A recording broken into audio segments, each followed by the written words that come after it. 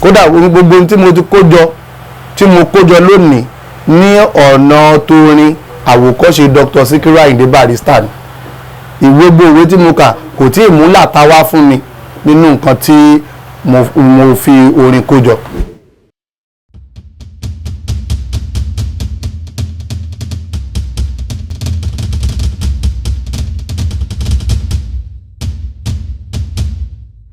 àjọ̀nàkú kọjá mo rí nǹkan fìrì bàrírí ìbọn rẹ̀ o bàbá rẹ̀ kájọ pa rẹ̀rìn ìṣọ̀lá o bẹ́ẹ̀ ò bá mẹ́rin ẹ ò gbọ́ ohun ẹ̀rí láyé bẹ́ẹ̀ ò bá mọ́sà òjì ọ̀lọ́ lábẹ́ ìyó adé bẹ́ẹ̀ ìṣọ̀lá oníjó orúkọ ti tèmi ládébáyọ̀ adébíyì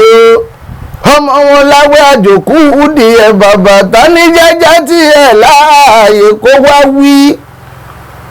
àbísọ́mi tó that is the name òun ni bàrírí ìbọn yóò bàrírí ìbọn rẹ̀ ọmọ Barrister bàrírí ìbọn rẹ̀ ọmọ ọmọ Sìkò Àyìndé Àgbájé. adúpẹ́ lọ́wọ́ Ọlọ́run ọmọ bíbí ìlú Èrúwà ni mí mo ṣe kékeré l'Èrúwà wọ́n bí mi sí Ìbàdàn bàbá mi jẹ́ ọmọ Awẹ́ ìyá mi jẹ́ ọmọ Ọ̀sanyìn so ibi tí wọ́n bá ti bíyàn téèyàn gbé téèyàn ṣe kékeré téèyàn ti ń rọ́wọ́ mú lọ sẹ́nu tó fi dẹ́kọ̀ lọ́dún fáńbí ọmọ ọbẹ̀ náà ni wá so bó ṣe rí nìyẹn. mo lọ sí LA primary school ní Èrúwà nígbà tí a dẹ̀ kúrò níbẹ̀ a lọ sí University Ìbàdàn láti Láfíàjì high school bàtà kúrò ní LA a lọ sí Láfíàjì high school ní Ọbalẹ́ndé láti Ọbalẹ́ndé a padà sí Ìbàdàn ìyẹn a lọ sí University of Ìbàdàn nígbà tá a kúrò ńbẹ̀ a tún lọ sí Ọlábísí Ọ̀nàbànjọ University nígbà tá a kúrò ńbẹ̀ a tún ṣe postgraduate diploma in education ìyẹn ní Michael Ọ̀tọ́dọ́lá College of Primary Education nígbà tá a tún kúrò ńbẹ̀ a tún ṣe TRCM professional course federal level a tún ṣe ìyẹn nígbà tá a kúrò ńbẹ̀ a tún ṣe masters so currently ṣe à ń ṣe PhD lọ́wọ́ ní LASU.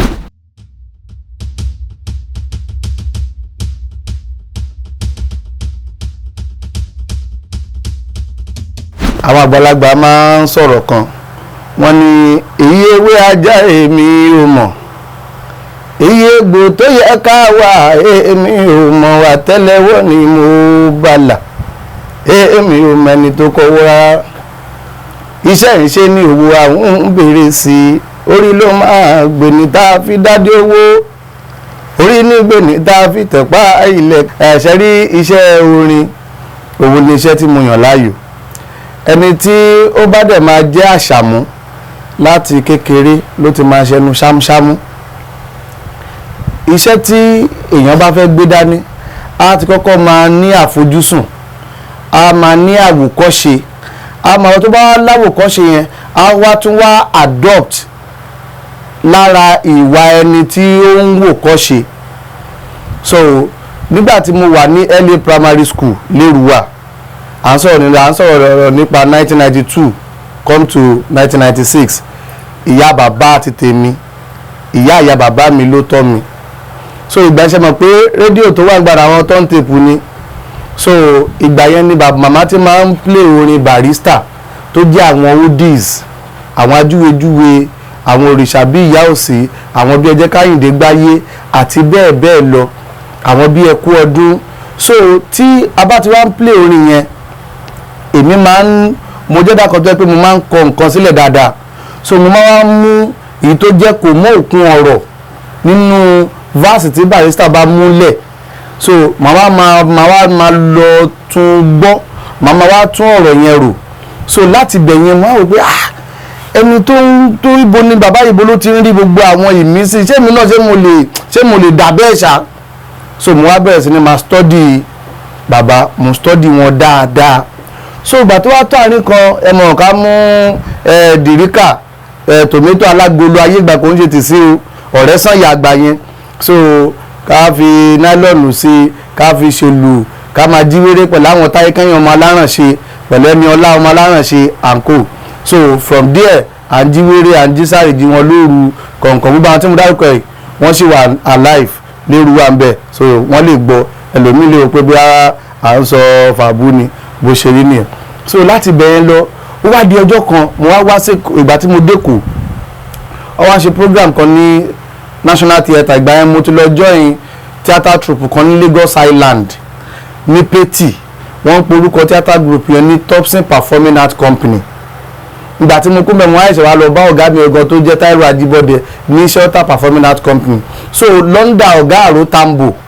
òun la wà ń gbà yẹn. So ó wá fẹ́ ṣe Èkó Festival 2000. So máa gbé Èkó Festival kí la lè ṣe. So èmi ṣàn ní bá ti dá wà orin yẹn ó ti wá di bárakú débi pé tí mo bá ń lọ school gan tí mo bá fẹ́ ṣe exam tí mi ìbá ti gbọ́ barrister mi nǹkan kan ò ní wọ orí mi tí n bá kò tí nǹkan tí mo lè ṣe without bàbá yẹn. So àṣà ṣe rehearsal àṣà lọ fún Èkó Festival fún wa ní certificate bá tó di 2001 wọ́n wá ní pé wọ́bọ́ yìí wà kàn máa dá chakapella pé ó jẹ́ ká ṣe kíkọ́ náà kó tiẹ̀ jáde tó ẹ̀ka dánwò. So ibẹ̀ lèmi tó kọ́ fi ohun wéré tí mo kọ́ fi kí àwọn èèyàn ìyẹn lábẹ́gi National Theatre ti òní. So gradually Ọlọ́run dẹ̀ pé ní ọ̀nà wa kódà gbogbo tí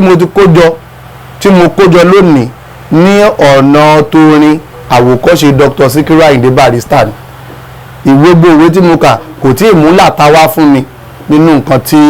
mo fi orin kójọ.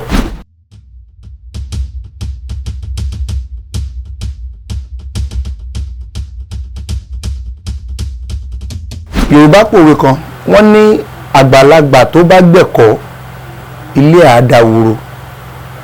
nítorí ìgbà tó àgbàlagbà wà lọ́mọ ọdún méje tó wà láago méje àárọ̀ títí dáago méjìlá táago méjì fi lù gbogbo ẹ̀kọ́ tó nílò látago méjì dáago méjì alẹ́ ó yẹ kó ti àkúáyà ẹ̀ ń gbà yẹn. Ṣùgbọ́n gbà tó wá dáago mẹ́rin tágbàlagbà ẹ̀ṣẹ̀ wá ń ṣe gbàṣàwo kí ló fi aago àárọ̀ yẹn dọ̀sán yẹn kí ló fi ṣe. So ló dífá fún rẹ́kọ̀dù tẹ́ ẹ sọ mo ṣe rẹ́kọ̀dù emphasis òun ni àkọlé ẹ̀ ó fẹ́ fa agbọ́n mi sí omi ò tó pé mo sọ séèyàn kan èmi dẹ̀ rí academia ní mi ò kí ló kàn mí àti kí n máa búyàn àti kí ni sòkò kàn mí but interpretation of the society ó máa ń deviate the attention of the musician his aims and objectives towards a particular production but ìyẹn fún àwọn fans náà ni àtijọ́ aláìdá táyé ti dáyé la máa ti ní positive fans and negative fans. So lẹ́yìn emphasis yẹn mo ṣe rẹ́kọ̀dù mi àwọn elders tí wọ́n jẹ́ kòríkòsùn Dr. Sikiru Ayinde Barrister tí wọ́n jẹ́ àgbà dáadáa tí wọ́n jẹ́ àgbáre nígbà ayé coronavirus wọ́n ní pé kí rẹ́kọ̀dù yẹn kí n má jẹ́ kó jáde. Ìgbà tó wá fún mi ní analysis reason wọ́n á pé definitely bí òbí tó bá nífẹ̀ẹ́ yàn advice tí wọ́n lè tó yẹ kán fún yàn òun ni wọ́n fún yàn ìyẹn ò jáde. So then mo máa ń ṣe program every year mo ti ṣe nìbàdàn àti ṣe lẹ́kọ̀ọ́ last year lágbára Ọlọ́run ti yẹ yìí náà Èkó làwà concert láti fi pay homage to ẹni tí mo tẹ̀lé nídìí iṣẹ́ orin náà ni kò ń ṣe nǹkan méjì. So bí tọrọ production yìí jẹ́ nìyẹn then at the same time téèyàn bá jẹ́ olórin wàá lé méjì ò lè mú méjì at the same time wàá kọ́ parí kan kó tó bọ́ sí kan ni ò lè combine iṣẹ́ fújì mọ́ iṣẹ́ pò ń lọ school ìkan máa mẹ́rẹ̀ fún kan èyí tó dẹ̀ máa mẹ́rẹ̀ jù ní ti school. So ti school dẹ̀ rí ó wà highly essential in today's you get so agbọ́dọ̀ so for now mo ń lọ show mo ń gba show mo ń lọ bọ̀ pé bóyá a fẹ́ ṣe record a fẹ́ ṣe kíkan mo fẹ́ dúró ná ká kọ́kọ́ gba PhD yẹn by this time of next year lágbára lọ́wọ́ Ọlọ́run tá bá ti wá gbà so àwa wò pé ọmọ kan tó wà tó jọmọ Barrister o tó jẹ́ pé jẹ́ Dr. kìnnìkan record ẹ̀ so fún àǹfààní àwọn olólùfẹ́ wa àti fún àǹfààní àwọn tó ń bọ̀ lọ́nà pé wọ́n mú ìwé náà wọ́n mú mọ́ iṣẹ́ orin torí pé iṣẹ́ orin ti wà elevated.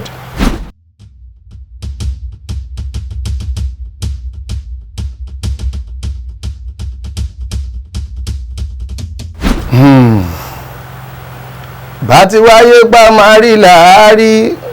ẹnìkan kì í yànnà ẹ̀ lódì yé o orí ní gbé ní tá a fi dáadé wò láyé o orí ẹgbẹ́ ní tá a fi tẹ̀ pa ilẹ̀kẹ̀ bẹ́ẹ̀rin ó kú o erin a máa láwo bẹ́ẹ̀ fọ́ òkú o ẹ̀fọ́ a máa yẹ̀wò lórí sangandan bá tètè mọ̀ pé ó máa kú lógún ọdún másùré máa rọ mọ́rùn erin máa bẹ́ẹ̀rin lọ ìṣọ́láwó mi ò rí Dr. Sikiru Ayinde rí kódà mi lọ ságbo wọn rí a gbìyànjú pé ká rí bàbá bọ́tò ọlọ́run ọba ló kọ́ bẹ́ẹ̀ so mi ò rí wọn rí.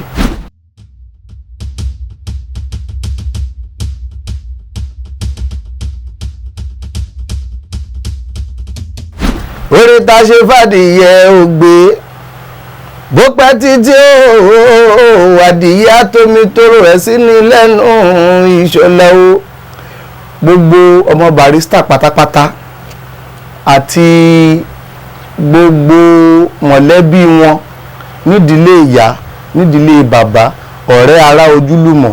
kò síjọ́ tí kankan nu wọn fojú kàn mí báyìí tán kó yán mi kéré rí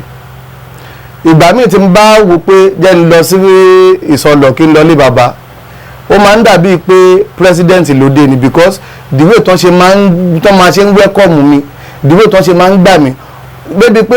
alájà àmọ̀dún náà sọ kìnnìkan ní pé ó dàbíi pé ìwọ bọ̀bọ̀ yìí bàbá dádì ló bí ẹ o ó kọ́ dùn wá pé wọn ò tètè gbé ẹ wálé ni so gbogbo wọn ìbáṣepọ̀ tó dánmọ́ torí pé gbogbo wọn yẹn kò sí àṣàdànù nínú kankan nu wọn tó fi mọ́ fans Barrister ẹ rí i pé ìgbà tí Barrister wà láyé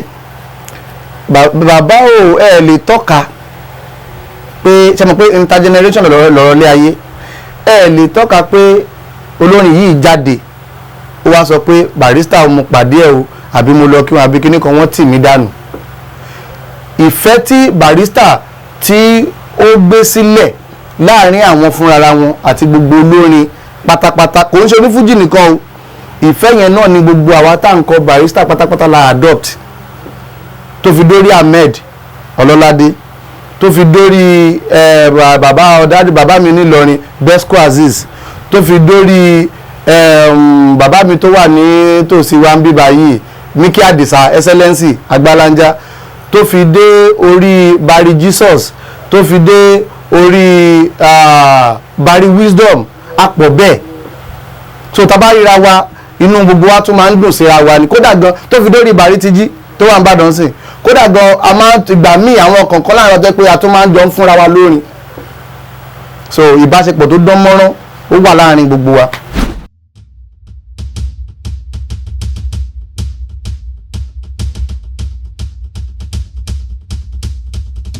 ẹ ṣé mo dúpẹ́ ní ìgbà tí mo dé Ọlábísí Ọ̀nàbànjọ 2015 ka entry ni mí so ìgbà tí mo débẹ̀ tá bá ti parí class tá bá ń ṣe rehearsal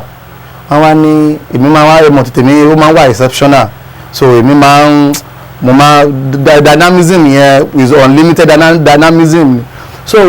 bọ̀bọ̀ kan wá ń kọjá ló wá ní bọ̀bọ̀ yìí àtúbí Bàrí ni ẹ o ìwọ ọgọ́ ló yẹ kó máa pè ní Bàrí Reborn bọ̀ nígbà yẹn second Bàrí ni mò ń jẹ́ Alhaji Adérójú wọ́n máa ń pè mí ní Ìṣọ̀lá olórin mẹ́ta so torí gbogbo pattern tí tọ́wọ́ pé bàbá ní pattern bíi 20 pẹ̀lú yọ̀ǹda tọ́lọ́run tàbá ní ká dàálẹ̀ pátápátá inú 20 yẹn mo kó 15 ṣàpọ̀pẹ́ tó ní nǹkan lè kò sẹ́gbẹ́ ọ̀rọ̀ àwọn náà wọ́n ní mi ò rẹ́ni tó lè mọ̀ ọ́ pọ̀n o bí ọlọ́mọ kó wá wí tabarẹ́ni tó lè mọ̀ ọ́ pọ̀n o bí ọlọ́mọ kó wá wí gẹ̀rẹ̀jẹ̀ la máa bá gbà lọ́jọ́kọ́jọ́ ó jẹ́ tèrè fújì kò lẹ́jọ́ nínú history can never be rewritten ó ti dájú ṣáká Síkírù Àyìndé ni Mr. Fújì Agbájélọlá fáadà before fáadà bàbá gbogbo wọn so ẹ lè kó sí ilé ẹ̀kan bá ní èèyàn kò lè kó tán kò sí bí ó ṣe torí òun gangan kọ́ Ọlọ́run kọ́kọ́ fún ẹni tó Ọlọ́run fún lo adopt ẹ̀ látara ẹni so ẹni tó Ọlọ́run fún ló ní originality ìwọ̀nba tó wọ́n náà wá rí gbà lọ́wọ́ ẹ̀ yẹn máa bomirin kó máa polish ẹ̀ bí àlòkù bàtà sójà yóò máa dán gbinrin ni.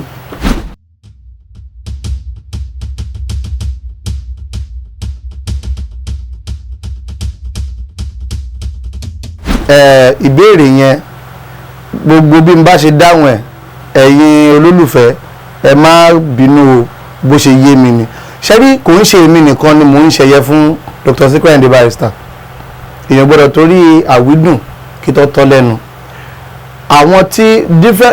different group different organization lórí Dr. Sikiru Ayinde Barrister wọ́n dẹ̀ máa ń ṣe program fún bàbá every 2 years wọ́n ti ṣe ní London wọ́n ṣe ní France wọ́n ṣe l'Amẹ́ríkà náà so ìyẹn wà lọ́tọ̀ èmi gangan fúnra mi látọwọ́ ti tèmi kò sí pé bí èèyàn kan ló rán mi ṣùgbọ́n ni tí èèyàn bá gbà fún èèyàn máa sìn títí ni dídíjọ́ tọ́lọ́run bá sọ pé kò ságbára mọ́ so èmi gangan fúnra mi program tí mò ń ṣe fúnra mi mò ń ṣe fún Dr. Sikiru Ayinde Barrister ni kò sí pé fèmí ara mi nìkan àwọn onífújì dẹ̀ máa ń wá tó máa ń perform irú yìí tí mo ṣe ní Ìbàdàn sìn ṣé Buhari Mbọ Musa àwọn náà wá ṣàdúrà àṣegbà mò ń bo ìwọ̀ tí bàbá jẹ mí òun ni mò ń fún wọn so ó dẹ̀ lásìkò kan náà jẹ́ pé mo lọ ṣe àwọn ṣó kan tọ́lọ́ ní kí omi òkú kó ru dáadáa àṣìwọ̀nba tí agbára wa ká sí ibẹ̀ náà so wọ́n in fact kọ́lọ́run ọba kó túbọ̀ bá mi ṣẹ̀dá fún gbogbo family rẹ̀ olóògbé Dr. Sikiru Ayinde Barrister.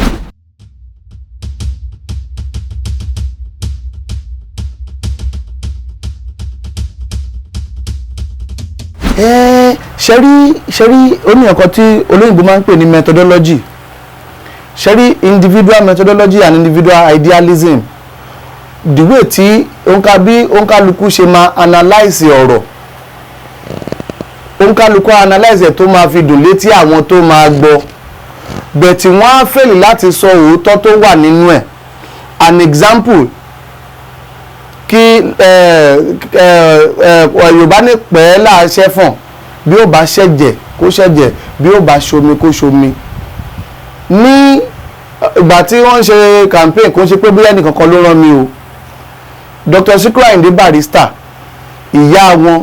ẹ̀gbọ́n ló jẹ́ fún ìyá TINUBU ìyẹn president wa gbogbo rẹ́kọ̀dù tí Barrister bẹ́ẹ̀ ṣe fún Bọ́lá Ahmed TINUBU nígbà tó gbogbo governorship kankan bẹ́ẹ̀ Barrister ò gba kọ́bọ̀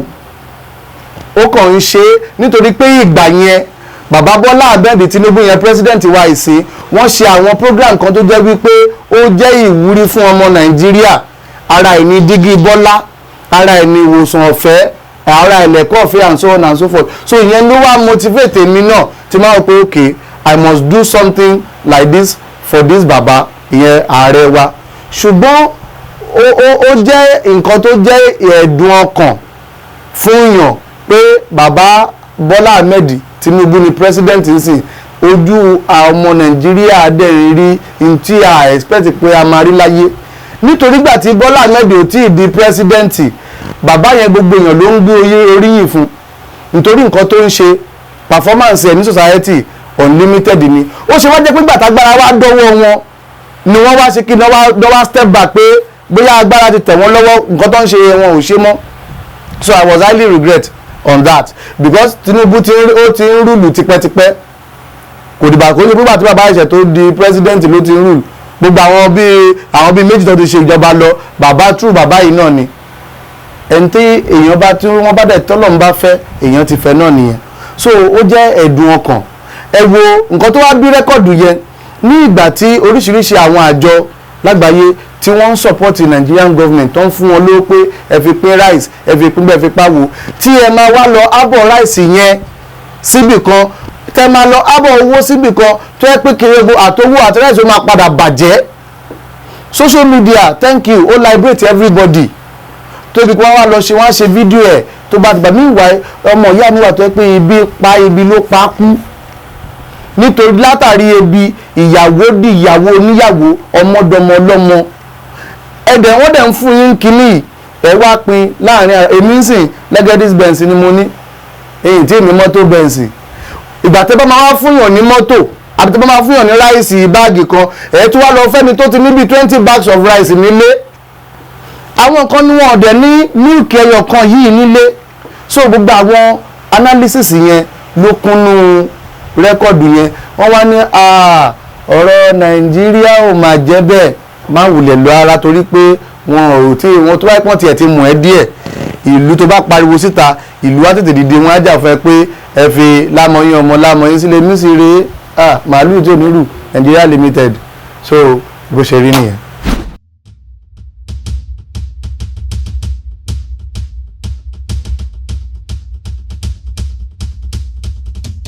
ṣe rí ilé ayé ẹni tí ó ń dẹ̀dí èèyàn Ọlọ́run ń dẹ̀dí òun náà gbogbo ń tá a bá ṣe òǹkàlùkù ló ní entitlements láti gba ẹ̀san tó ń kalẹ̀ mí náà ó gba ẹ̀san tèmi náà so ṣe rí ní àárín yẹn ṣe rí dádì mi Alhaji Wasiu King Marshal Mayegun General olórí ọmọọba ẹnìkankan ò lè dá sí ọ̀rọ̀ tí wọ́n bá sọ láàrin àwọn àti ọ̀gá wọn láàrin àwọn àti bàbá wọn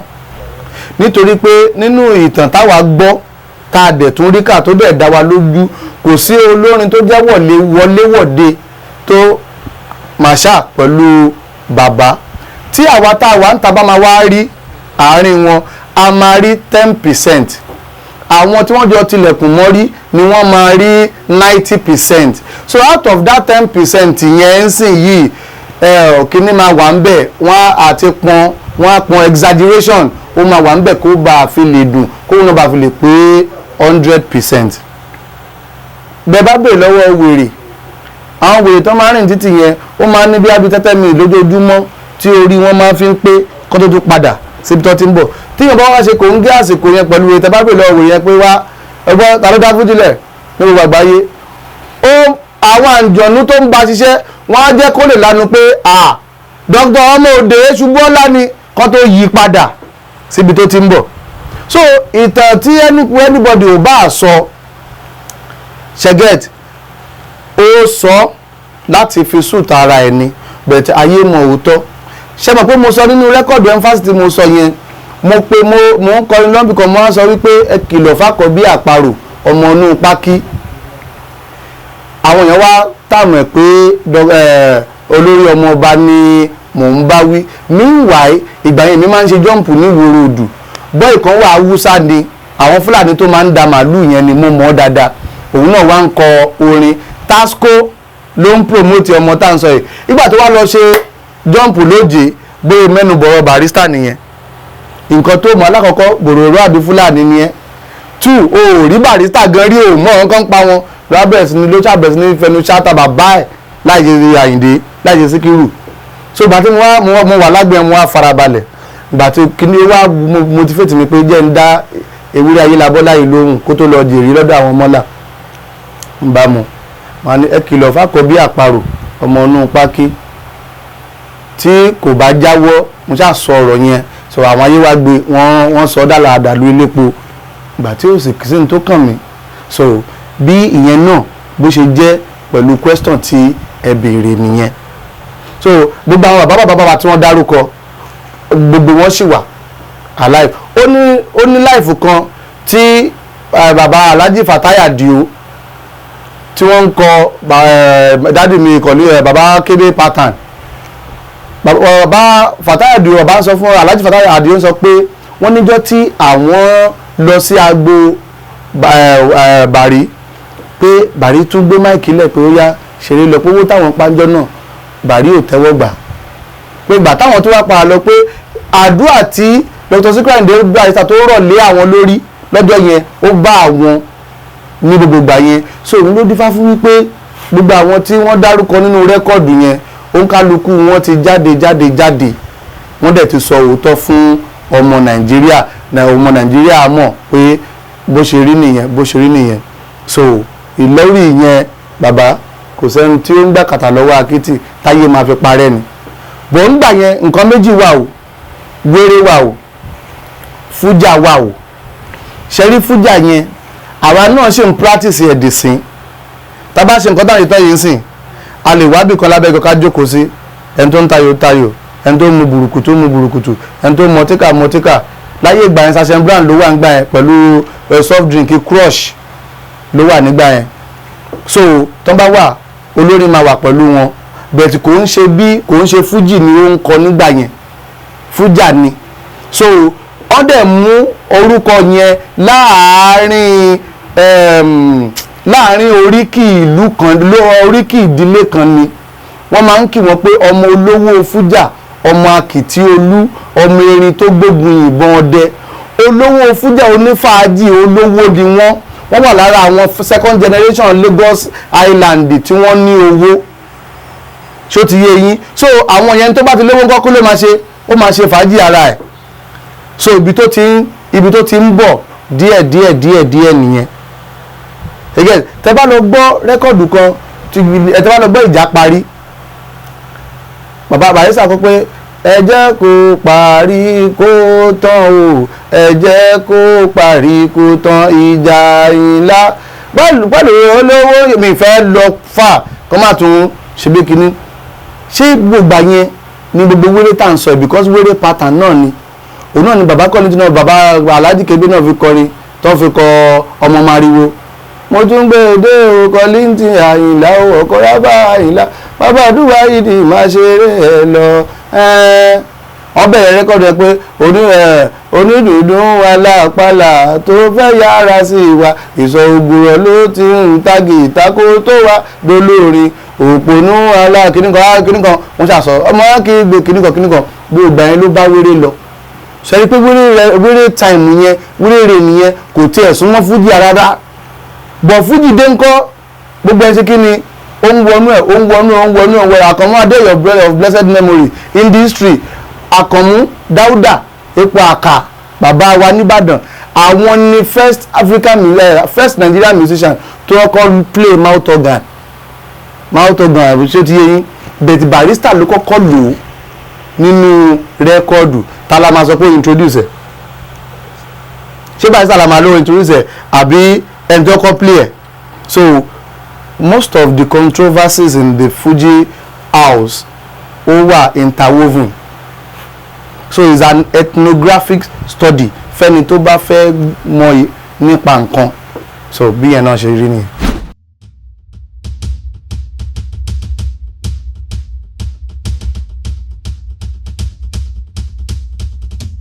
Bàrí ti sọ gbogbo ọ̀rọ̀ lẹ̀ Barrister ti sọ gbogbo ọ̀rọ̀ sílẹ̀ èmi kàn mo kàn ń kọ orin yẹn láti fi reference ni Barrister ní ó ní ọmọ tó ní bàbá òun ò là àtẹ̀yí tó ní bàbá òun ò lówó lọ́wọ́ o bàbá wa ń fún lésì ọmọ mú sùúrù ọ̀rọ̀ yìí ó tó jà ẹ̀ sọ pẹ̀lẹ́ láyé gbà má kánjú jàyé ẹnu ẹ̀ ló wẹ̀yìn ẹnu ẹ̀ ló wẹ̀yìn ẹnu ẹ̀ ló wẹ̀yìn ọmọ bàbá o bẹ́ẹ̀ bá forí san mí lẹ́sàn ẹ̀ má dúpẹ́ bẹ́ẹ̀ bá fi kàsán mí lẹ́sàn ẹ̀ má dúpẹ́ bọ́lọ́hún bá san oore àbúṣe answer to that question yẹn.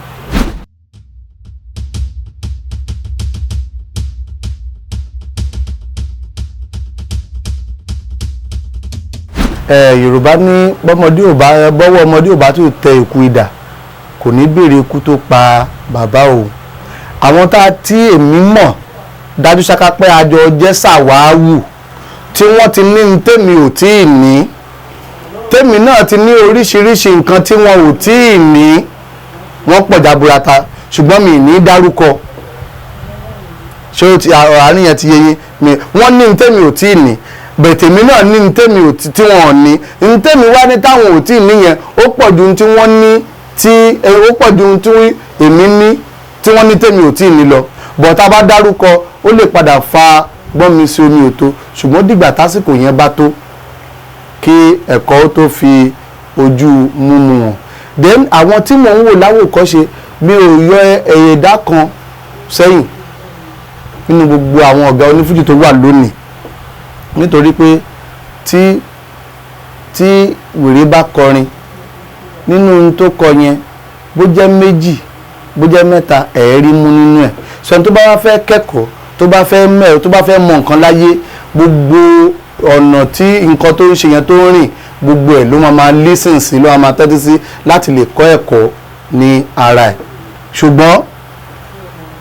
KS Malaika, Kibla, Alhaji Òṣùpá, kábíyèsí Olódùmarè, ẹ̀sà ẹ̀já yọ̀ǹda yòókù fọlọ́run.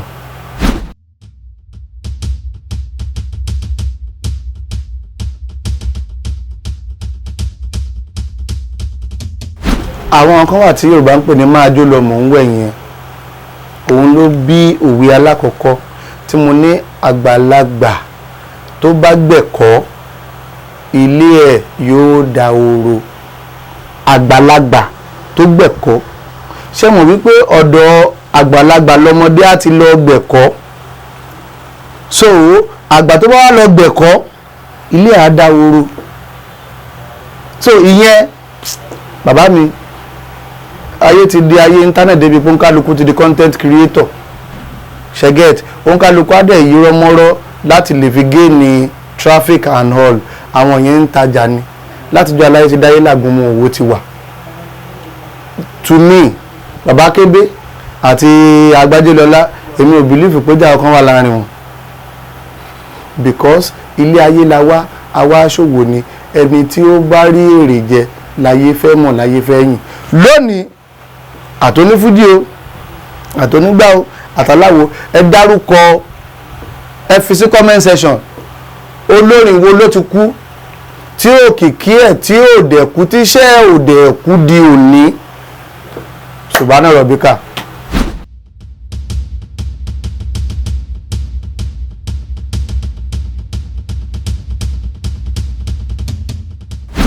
Nọ́mbà mi ni